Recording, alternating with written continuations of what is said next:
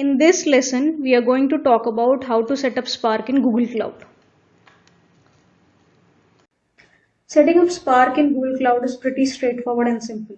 We do not need to do any manual software installations, configurations, or environment variable setup. We can just select what we want and Google Cloud will do the rest for us. Let's proceed and see how. The first thing we need is a Gmail account. So log into your Gmail account.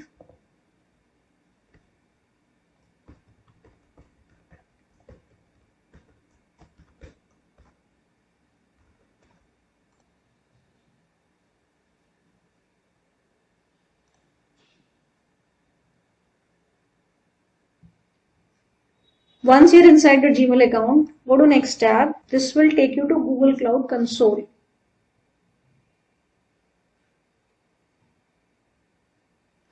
Okay, agree to terms and conditions.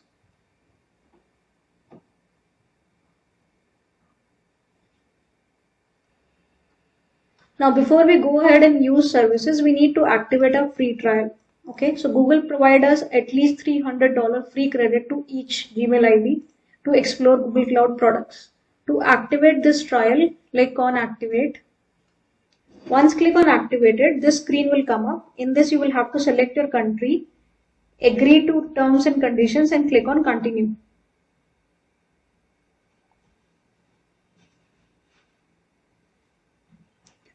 Now this is the second screen. In this, you can select account type as individual. You can enter your card information, and in this also you can select an registered or unregistered individual accordingly. You can leave rest of these fields blank as these are optional. Once you add your credit card information, click on start my free trial.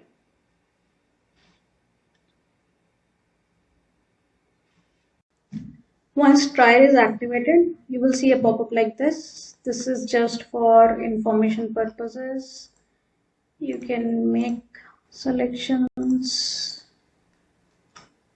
and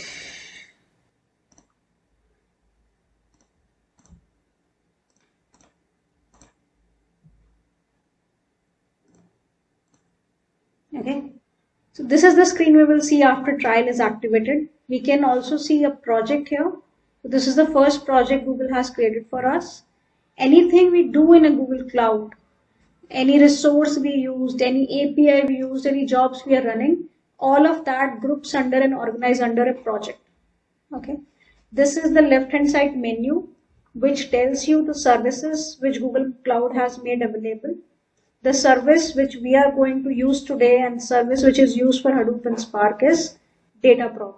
Just pin this service so that this will come into top menu and you don't have to come down again and again. Now before we go ahead and create a Spark cluster, I just want to add one more piece of information. So we just activated this trial by adding our credit card. There is one more option in case you don't want to add credit card, that is use Quick Labs. Okay. Quick Labs is a website which provides you real-time cloud environment logins with which you don't need to add credit cards to activate any trials and you can practice labs.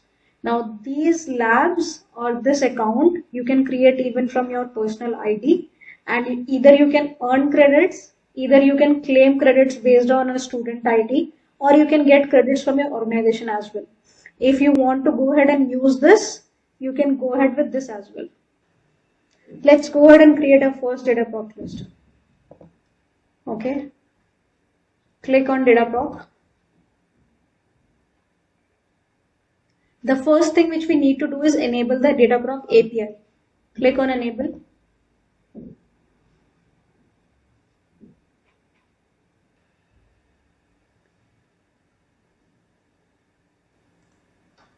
So the API is now enabled. So now it has redirected us to create a cluster. Okay. Click on create cluster. Let's give it a name, Spark model. Leave these as default. Leave the machine as standard. Okay, in image type, we need to work with Spark 3.1. So this is already selected. Coming to component gateway, you will enable this so that we can use Spark Web UI and plus we will take Jupyter Notebook. Machine, I'll go with E2. Let's go with the standard basic one. Same for worker nodes, standard basic one. So this is a standard master worker node configuration where we have selected the master node machine type and we have selected the worker node machine type. Now we are specifying the number of workers. Let's go with default value 2. Come to customize cluster. So we will leave 2 networks in this project. In case you are creating this cluster inside your organization, you may want to go with VPC network. In that case, you will select option 2 and make the right selections in the drop down. Next, leave rest things as default. Leave it with Google Manage Encryption key and click on create.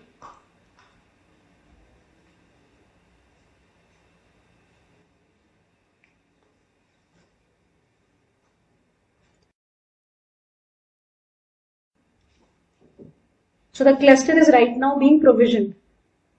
So as you saw that what we did just made a bunch of selections based on our needs, and behind the scenes Google Cloud is provisioning a cluster to us with the required specifications and softwares. As soon as this cluster will be up, we will be able to use Spark Shell and PySpark right away.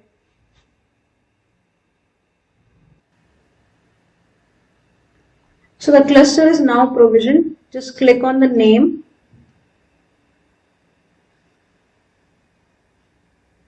Click on VM instances. Click on SSH.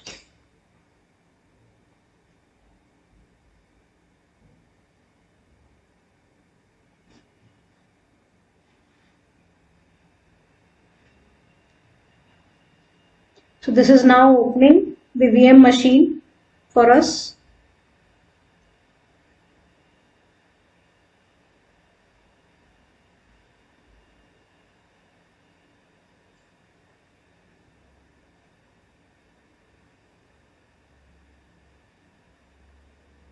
Okay, now just type Spark Shell.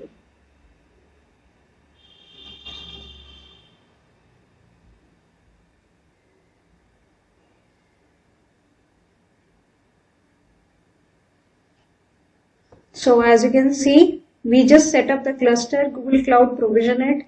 We did not need to install anything or configure anything. We went straight forward into the SSH VM and we initiated the Spark Shell. You can see that version 3.1.1 is available and the default language Scala is there. Now let's initiate PySpark Shell.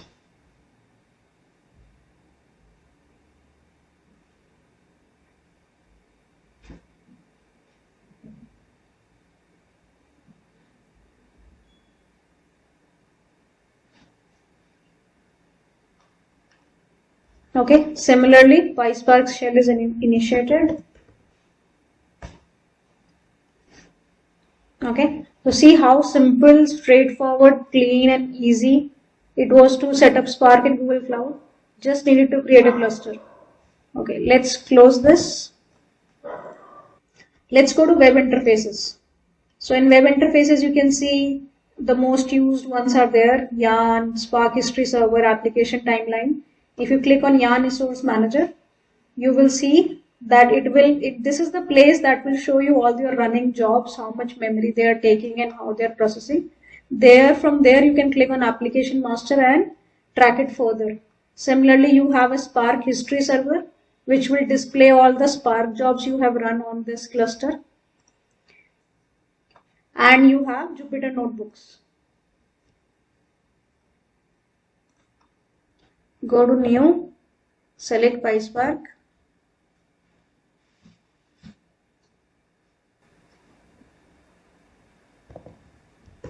Import PySpark.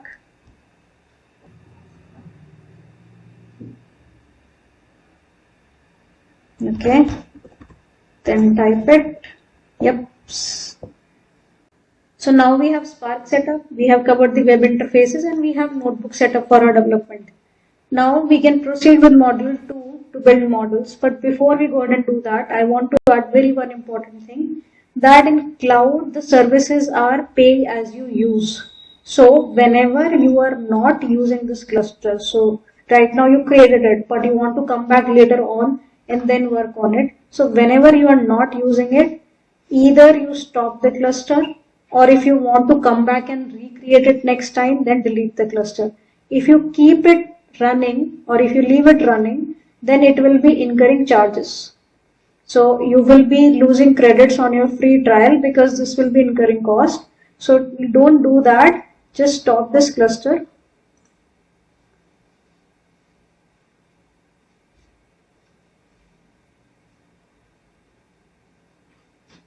And the next time when you come in or log in, click and start it. So don't leave it running for the time when you are not using it. So with this, we have completed the Spark setup in Google Cloud. Let's proceed and go ahead with module 2.